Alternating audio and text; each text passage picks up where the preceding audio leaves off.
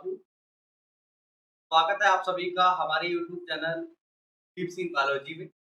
तो जो आज के इस सेशन में हम लोग डिस्कस करेंगे एक नया टॉपिक जो कि हम लोग ह्यूमन रिप्रोडक्शन को डिस्कस कर रहे थे। तो ह्यूमन रिप्रोडक्शन के अंतर्गत हम लोग आज जो आपके डक्ट के अंदर जो आप पिछले सेशन में पढ़े थे कि हमने डक्ट बताई थी, जैस्मीन फास्ट डिफरेंस के बारे में बताई थी। उसी के साथ साथ हमने आपको यूरेथ्रा के बारे में बताया था।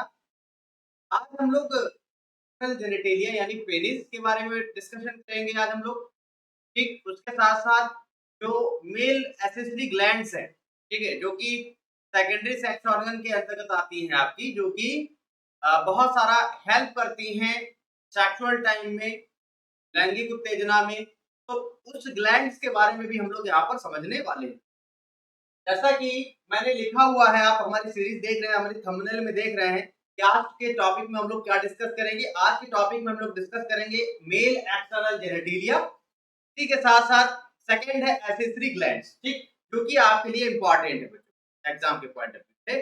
और ये क्लास सभी जितने भी कंपटीटर्स हैं, दैट मीन जो आप कंपटीशन की तैयारी कर रहे हैं, लाइक नीट की तैयारी कर रहे हैं, पीजीटी की तैयारी कर रहे हैं, टीजीटी की तैयारी कर रहे हैं, या आप क्लास 12th में या आप कोई अदर एग्जाम की तैयारी कर रहे हैं, अगर उसमें ह्यूमन रिप्रोडक्शन शामिल है आपके सिलेबस में, तो ये आपके लिए बहुत ही ज्यादा बेनिफिटेड है, क्योंकि यहाँ पर सारे के सारे पॉइंट ऑफ व्यू हम आपको डिटेल में यहाँ पर एक्सप्लेन कर रहे हैं।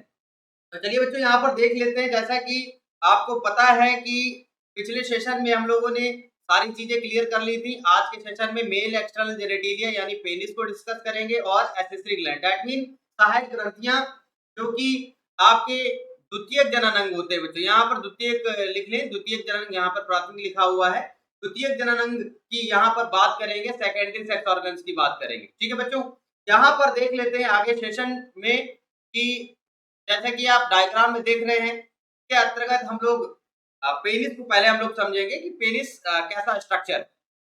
तो इस स्ट्रक्चर को समझने के लिए पेनिस एक, इसको लिंग भी कहा जाता है, उसी के साथ साथ इसको स्तन भी कहा जाता है, जो कि मेल्स के अंदर एक्सटर्नल जेनेटिलिया का कार्य करता है। दैट मीन ये कॉपुलेशन में हेल्प करता है। जैसे कि आपको यहाँ पर थ्योरी में सारी चीजें आपको यहाँ पर मैंने मेंशन करके बताई भी है। तो इसमें हम लोग यहाँ पर देखेंगे कि पेनिस कैसा स्ट्रक्चर है, और एक साथ साथ यहाँ पर पेनिस अगर की बात करते हैं तो ये मेल्स का एक्सटर्नल जेनेटिलिया माना जाता है, जो कि कॉपुलेशन में हेल्प करता है, मैथुन क्रिया में हेल्प करता है। इसीलिए हमने यहाँ पर लिख रखा है कि penis are male copulatory organ, that mean penis पुरुष का कॉपुलेटरी ऑर्गन है, मैथुन अंग है, और ये इरेक्टाइल होता है। इरेक्टाइल का मतलब है स्ट्रेट या सीधा खड़ा रहने वाला स्ट्रक्चर। उसी के साथ साथ लिखा है सिलेंड्रिकल एंड स्पंजी स्ट्रक्चर होता है। स्पंजी का मतलब है कि ये स्पंज के टाइप का होता है, जिसके कारण आप इसको स्पंजी स्ट्रक्चर के नाम से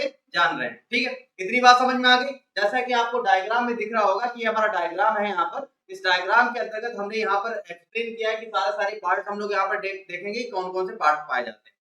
अब देखिए पेनिस के स्ट्रक्चर की बात करते हैं। पेनिस का स्ट्रक्चर आपको दिख रहा होगा। तो इस पेनिस के स्ट्रक्चर में देखिए, ये वाला जो हिस्सा है आपका, ये जो हिस्सा होता है प्लांस पेनिस के नाम से जाना जाता है। तो एक पॉइंट भी मैंने लिखा है कि देख सकते हैं यहाँ पर, एक पॉइंट मैंने लिखा है यहाँ पर कि इसका ऊपरी सिरा फूला हुआ तथा बहुत ही ज्यादा सेंसिटिव यानी संवेदनशील होता है। यानी ये वाला इस वाले हिस्से की बात कर रहे हैं। अगर आप देखें पीछे तो आपको दिख रहा होगा कि यहाँ पर ये वाला जो हिस्सा होता है, ये वाला जो हिस्सा जिसको आप फॉर स्किन के नाम से जाने देख रहे हैं, इसका ऊपरी सिरा फूला हुआ तथा बहुत ही ज्यादा सेंसिटिव होता है, जिसे ग्लांस पेनिस के नाम से जानते हैं। किसके नाम से जानते हैं बच्चों? Glans penis. यानी ये जो स्ट्रक्चर आपको दिख रहा है, ये जो स्ट्रक्चर आपको दिख रहा है, ये है आपका ग्लांस पेनिस। क्या है ये? ग्लांस पेनिस के नाम से जाना जाता है, और यही एक्टिविटीज करता है कॉपुलेशन में, याद रखिए। उसी के साथ साथ लिखा है कि यह भाग स्किन से कवर्ड रहता है। यानी यही जो भाग है, यानी ये आपका जो एक्सटर्नल जेनेटिलिया है, इसका जो ग्लांस पेनिस वाला हिस्सा है, इसके ऊपर एक स्किन की एक लेयर पाई जाती है, एक परत पाई जाती है, ठीक है, जिसको आप इस कवरिंग को आप प्रेप्यूस या फॉर स्किन के नाम से इसको आप जानते हैं, याद रखिए।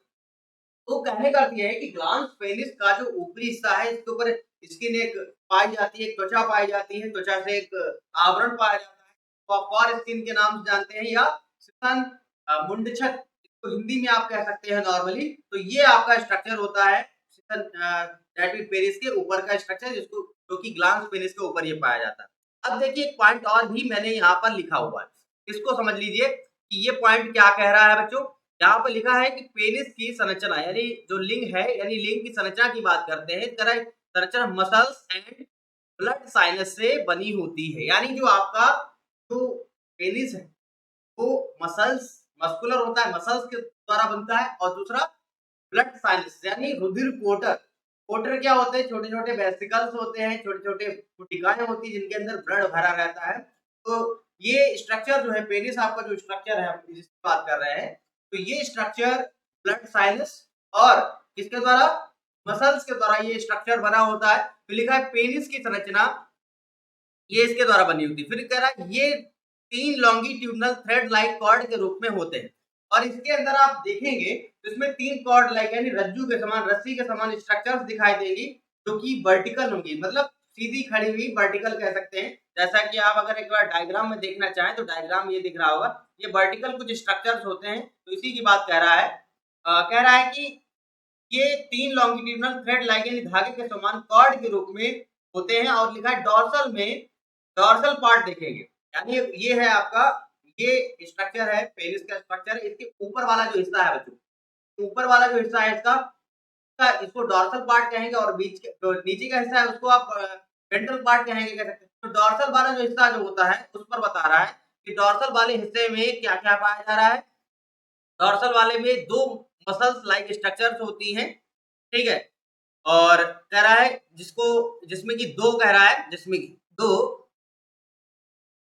में 2 कार्पोरा कवर्नोसा में 2 कार्पोरा कवर्नोसा पाए जाएंगे। एक लेयर है वर्टिकल, ये ऊपर की ओर पाई जाती है, पेनिस के कह सकते हैं। कह रहा 2 कार्पोरा कवर्नोसा तथा वेंट्रल पार्ट में 1 कार्पोरा स्पॉन्जियोसम, ये 2 स्ट्रक्चर्स पाए जाते हैं पेनिस में, जो कि इसको कॉन्ट्रैक्शन और रिलैक्सेशन में, ठीक है, कॉन्ट्रैक्शन और रिलैक्सेशन में हेल्प करते हैं, कह सकते हैं ये दोनों स्ट्रक्चर। तो ये आप समझ लीजिए कि ये पेनिस है, और इसी पेनिस के थ्रू सेक्स सेक्सुअल प्रोसेस में इसी एक्सटर्नल जेनिटलिया से हेल्प ली जाती है। और एक बात कह रहा है कि नॉर्मल स्टेज में पेनिस फ्लैक्सिड यानी शिथिल होता है, क्या हुआ होता है, और छोटा होता है, कह सकते हैं।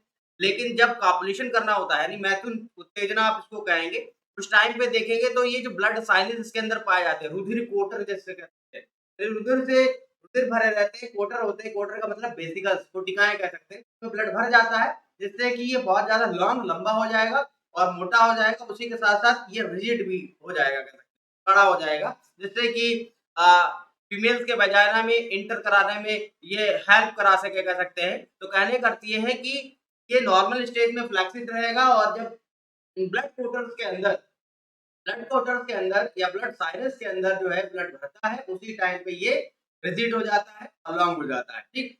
ये कुछ स्ट्रक्चर्स हैं जो कि आपको पीछे दिख रहा है। इसमें देखिए मैंने बताया कि डॉर्सल पार्ट में 2 कार्पोरा कवर्नोसा पाया जाता है, ये 2 कार्पोरा कवर्नोसा है, और एक कार्पोरा स्पॉन्जियोसम है, जो कि यूरेथ्रा के चारों ओर ये स्ट्रक्चर पाया जाता है। ये यूरेथ्रा है, यानी यूरेथ्रल ओपनिंग के चारों ओर चारों ओर जो है एक स्ट्रक्चर रहता है, जिसको कार्पोरा स्पॉन्जियोसम के नाम से जाना जाता है। तो आप इतना याद रखिए, कार्पोरा स्पॉन्जियोसम और कार्पोरा कैवर्नोसा, ये 2 स्ट्रक्चर्स पाए जाते हैं पेनिस के सेक्शन में, काट में, कह सकते हैं, ठीक। तो ये हो गया पेनिस आपका।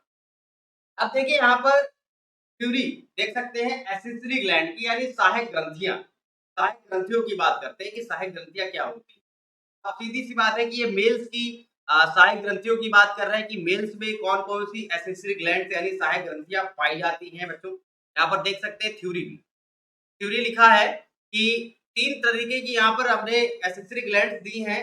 पहला है सेमिनल वेसिकल, जिसको आप शुक्राशय के नाम से जानते हैं, और इसको आप यूटेरस मैस्कुलाइनस भी कह सकते हैं। तो यहाँ पर सेमिनल वेसिकल की बात करते हैं कि शुक्राशय करता क्या। देखिए यहाँ पर जितने भी टॉपिक्स हैं वो सारे के सारे इंपॉर्टेंट हैं, ठीक है। और अगर आप नए हैं हमारे चैनल पे, सब्सक्राइब जरूर कर दें, बेल आइकन को प्रेस कर दें, और लाइक भी कर दें हमारे सेशन को, जिससे कि आप हमसे कनेक्ट रह पाएँ और आप हमसे कम्युनिकेट कर पाएँ, और इस तरीके से हम आपको सारे के सारे लेक्चर्स वीडियो आराम से प्रोवाइड करा सकें, ठीक। यहाँ पर देखते हैं आगे। आगे देख लेते हैं। आगे लिखा है कि सेमिनल वेसिकल यानी यूटेरस मस्कुलाइनस कह रहा है, ये एक ग्लैंड होती है तो आप शुक्राशय के नाम से जानते हैं, और ये पाया जाता है कहाँ पर? ये यूरेथ्रा जो होता है, मूत्रमार्ग जो होता है, मूत्रमार्ग के और जो रेक्टम होता है, मलाशय, मलाशय जानते हैं ना आप लोग, जैसे कि आप इंटेस्टाइन का ये पार्ट होता है मलाशय, तो इसी दोनों के बीच में ये सेमिनल वेसिकल जो होती है पाई जाती है, कह सकते हैं। ठीक, तो ये सेमिनल वेसिकल की बात कर लेते हैं, शुक्राशय की बात कर लेते हैं। और शुक्राशय का काम होता है सेमिनल फ्लूइड बनाना, यानी जो वीर्य होता है, वीर्य में दो तरीके के स्ट्रक्चर होते हैं। एक तो आपका स्पर्म जिसको आप शुक्राणु के नाम से जानते हैं, दूसरा दूसरा सेमिनल द्रव्य जिसको आप सेमिनल फ्लूइड के नाम से जानते हैं। दो स्ट्रक्चर पाए जाते हैं वीर्य के अंदर, सीमेन के अंदर, याद रखिए। यह यूरेथ्रा की पश्च सतह एवं रेक्टम के बीच स्थित होती है, और इसके द्वारा सीमेन सीमेन का 70% भाग बनाया जाता है। दैट मीन वीर्य का ये 70% हिस्सा बनाता है आपका सेमिनल वेसिकल, याद रखिए। यानी सेमिनल वेसिकल जो है वीर्य का 70% पार्ट बनाता है, याद रखिए। ये एग्जाम के पॉइंट ऑफ व्यू से इंपॉर्टेंट है, आपके ऑब्जेक्टिव पर्पस से भी ये इंपॉर्टेंट है, ठीक है। और एक बात, इस ग्लैंड के द्वारा जो चीज स्रावित होती है, यानी जो रिलीज होती है, निकलती है, कह सकते हैं, इसके द्वारा श्रावित, श्रावित का मतलब है रिलीज होना किसी चीज का, स्रावित फ्लूइड को सेमिनल फ्लूइड या प्लाज्मा कहते हैं। यानी इस ग्लैंड के द्वारा जो पदार्थ स्रावित होता है, पदार्थ स्रावित होगा, तो आप सेमिनल फ्लूइड भी कह सकते हैं या प्लाज्मा के नाम से जानते हैं, ठीक। और एक बात, अगर हम पीएच की बात करते हैं, तो पीएच होता है 7.3। दैट मीन ये हल्का सा क्षारीय द्रव्य इससे स्रावित होता है, कह सकते हैं, क्षारीय द्रव्य सिक्रीट होगा, कह सकते हैं। 7.3 इसका पीएच रहता है। उसी के साथ साथ सेमिनल फ्लूइड के अंदर फ्रक्टोज और प्रोस्टाग्लैंडिन्स नाम की जो लिपिड्स होती हैं, ये लिपिड्स का नाम है बच्चों, ये एक्सेट्रा आदि पाए जाते हैं। और एक बात, ये सेमिनल फ्लूइड में जो फ्रक्टोज पाया जा रहा है, इस फ्रक्टोज का काम क्या होता है? ये फ्रक्टोज का काम, जैसे कि आपने एटीपी का नाम सुना है, एटीपी का नाम सुना है सबने, एडेनोसिन ट्राइफॉस्फेट कहते हैं ना इसको, एटीपी का नाम सबने सुना है। एटीपी क्या करता है? एनर्जी प्रोवाइड करता है। तो जैसे कि एटीपी सेल को ऊर्जा देता है, एनर्जी प्रोवाइड करता है, इसी तरीके से सेमिनल फ्लूइड में जो आपका फ्रक्टोज पाया जा रहा है, ये फ्रक्टोज क्या करता है? स्पम्स को एनर्जी प्रोवाइड करता है, याद रखिए। फ्रक्टोज इसके अंदर जो पाया जा रहा है सेमिनल फ्लूइड के अंदर, ये क्या कर रहा है? स्पम्स को एनर्जी प्रोवाइड करता है, मोटिलिटी प्रदान करता है, ठीक है। तो ये हो गई आपके सेमिनल वेसिकल या शुक्राशय, या इसको आप यूटेरस मैस्कुलाइनस के नाम से जानते हैं, ठीक। यहाँ के एग्जाम के पॉइंट ऑफ व्यू से जो इंपॉर्टेंट पॉइंट है, सीमेन का ये 70% पार्ट बनाता है, उससे सेमिनल फ्लूइड स्रावित होता है, सिक्रीट होता है। पीएच होता है सेमिनल फ्लूइड का 7.3। और एक बात, यहाँ पर पाया जाता है फ्रक्टोज, जो कि स्पम्स को एनर्जी प्रोवाइड करता है, ठीक। अगला point, prostate gland. Prostate gland की बात करते हैं, प्रोस्टेट ग्रंथि इसको आप कह सकते हैं नॉर्मल तरीके से, प्रोस्टेट ग्रंथि भी कह सकते हैं, प्रोस्टेट ग्लैंड भी कह सकते हैं। और इसका भी काम है सिक्रीशन करना, किसी चीज को रिलीज करना, यानी ये भी किसी ना किसी पदार्थ को सिक्रीट करेगी। दैट मीन यहाँ पे लिखा गया है, देखिए, ये यूरेथ्रा के प्रथम भाग में, भाग के चारों ओर स्थित रहती है। यानी जो यूरेथ्रा है आपका, यानी जो जिससे कि यूरिन बाहर आता है, मूत्र मार्ग जिसको आप कहते हैं, उसके चारों ओर ये स्थित होती है। और ये सिंगाड़े के नुमा होते हैं, ट्रैपा लाइक कह सकते हैं, सिंगाड़े के जैसी स्ट्रक्चर होती है, यानी सिंगाड़े के जैसी दिखने वाली एक स्ट्रक्चर है, आप इसको कह सकते हैं। ये बात समझ में आ रही सबके? कहने का अर्थ ये है कि ये स्ट्रक्चर जो होती है, ये सिंगाड़े के जैसी दिखने वाली स्ट्रक्चर है, कह सकते हैं, जिसको आप क्या कह रहे हैं?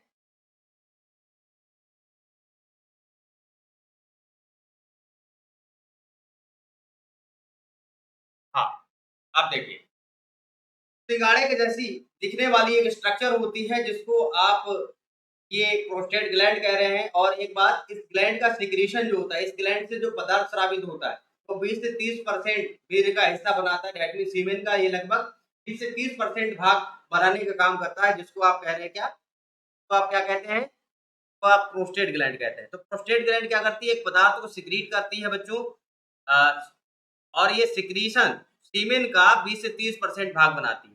और ये कौन सा सिक्रीशन करती है? प्रोस्टेटिक फ्लूइड का। यानी प्रोस्टेटिक द्रव्य का ये सिक्रीशन करती है, रिलीज करती है। और ये पदार्थ की बात करें तो ये मिल्की होता है, कंसंट्रेट होता है और विस्कस होता है। दैट मीन ये दूधिया कलर का होगा, गाढ़ा होगा और चिपचिपा होगा कह सकते हैं, याद रखिए।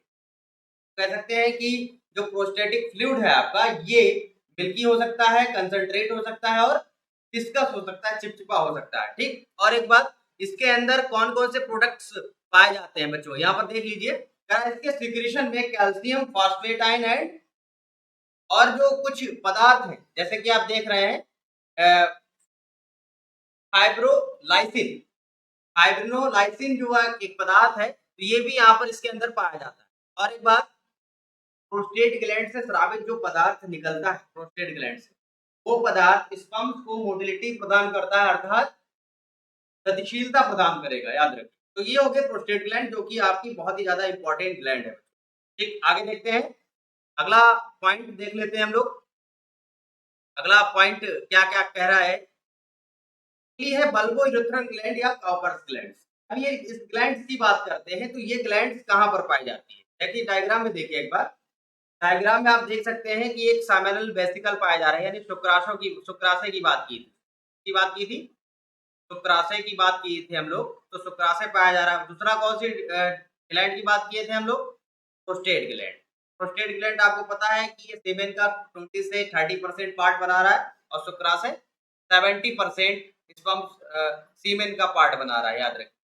ठीक, अब उसी तरीके से होती है बल्बोइरेथ्रल ग्लैंड। ये क्या करती है, ये सेक्स के दौरान जब मेल सेक्स करता है तो उस टाइम पे ये एक पदार्थ को सिक्रीट करती है, एक सब्सटेंस को सिक्रीट करती है जो कि कितना होता है कह सकते हैं, उस पदार्थ को सिक्रीट करता है। दैट मीन ये रिप्रोडक्शन क्रिया को सुगम बनाने के लिए ये पार्ट होता है जिसको आप बल्बोइरेथ्रल ग्लैंड के नाम से जानते हैं। ये ग्लैंड आप देख सकते हैं यहाँ पर पाई जा रही है, डायग्राम में देख सकते हैं। ठीक, तो बल्बोइरेथ्रल ग्लैंड की बात करें, ये प्रोस्टेट ग्लैंड के जस्ट पीछे स्थित होती है। उसी के साथ साथ ये एक जोड़ी पाई जाएगी और पीले रंग की दिखने वाली ये ग्लैंड होती है। और इसके सिक्रीशन की बात करते हैं तो एक चिकना ट्रांसपेरेंट यानी पारदर्शी और बेसिक क्षारीय कह सकते हैं। इसका लगभग पीएच होगा 7.2 इसका पीएच रहता है इस पदार्थ का, जो कि सिक्रीशन करता है। और ये लैंगिक उत्तेजना के टाइम ग्लैंड अपना सिक्रीशन करती है। जब सेक्स करने जाता है मेल, उस टाइम पर ये अपना सिक्रीशन करती है, जिससे कि जो वेजाइना का अंदर का जो हिस्सा है वो एसिडिक होता है, अम्लीय होता है। तो कहने का अर्थ ये है कि ये लैंगिक उत्तेजना के टाइम सेक्स की प्रोसेस में ये हेल्प करता है, कह सकते हैं, याद रखें। तो ये कुछ ग्लैंड्स थी जो कि हमने आज के ह्यूमन रिप्रोडक्शन के अंदर मेल सेक्स ऑर्गन के अंतर्गत डिस्कस की, that means secondary sex organ के अंतर्गत डिस्कस की, जो कि आपके एग्जाम के पॉइंट ऑफ व्यू से बहुत ही ज्यादा इंपॉर्टेंट है। इसी तरीके से आप हमारे लेक्चर्स वीडियो देखते रहिए, हम आपको इसी तरीके से पढ़ाते रहेंगे। और जो लोग नए हैं चैनल को सब्सक्राइब कर दें, बेल आइकन को प्रेस कर दें। इसी तरीके से आपको कंटिन्यू वे में क्लासेस रहेंगी। ठीक, thank you very much, all the best.